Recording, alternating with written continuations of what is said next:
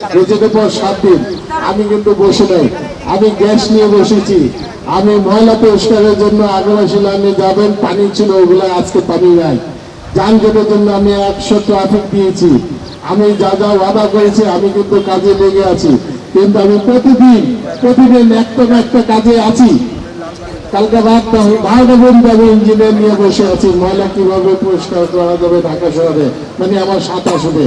কারণ যানজটের কারণে বেশ কয়েকদিন অনেক কষ্ট পেয়েছে, বন্ধ ছিল, ছুটি ছিল, ট্রান্সপোর্টের গাড়িগুলো অনেক। এখন আপনারা অনেক জায়গায় ইজিভাবে আসতে পারবেন, যেতে পারবেন।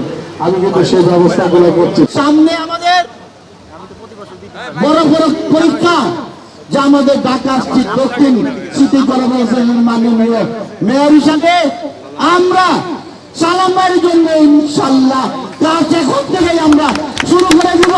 আমরা ঘরে ঘরে বলবো আমাদের অভিভাবক এবং একমাত্র ঢাকা দক্ষিণ সিটি কর্পোরেশনের একটা যোগ্য প্রার্থী। আমি এতদিন ধরে রাজনীতি করি, আমি সালাম ভাইকে যোগ্য প্রার্থী আমি দেখি না। আমাদের মাননীয় প্রধানমন্ত্রী একটাই নির্দেশ, ক্লিন সিটি এবং গ্রিন সিটি, অর্থাৎ ক্লিন পরিষ্কার পরিচ্ছন্ন ঢাকা শহর হতে হবে। সেটার জন্য আমাদের যা যা করা দরকার আমরা করব, কিন্তু জনগণ আপনারা যদি সচেতন না হন, আপনারা যদি সহযোগিতা না করেন, তাহলে কিন্তু সেটা সম্ভব হবে না। আপনাদের ময়লা আবর্জনাগুলো যদি যেখানে সেখানে ফেলেন তাহলে তো অসুবিধা। তারপরে সামনে ডেঙ্গু আসতেছে, এখন থেকে যদি মশা আমরা নিয়ন্ত্রণ করতে না পারি তাহলে কিন্তু পরবর্তী পর্যায়ে আরো ভয়াবহ হবে। কাজে সেই ব্যাপারেও এমপি সাহেব যেভাবে নির্দেশ দিবেন, আমি বলবো প্রত্যেকটা ওয়ার্ডে যারা আছেন আপনারা সেইভাবে সেটাকে কার্যকর করবেন।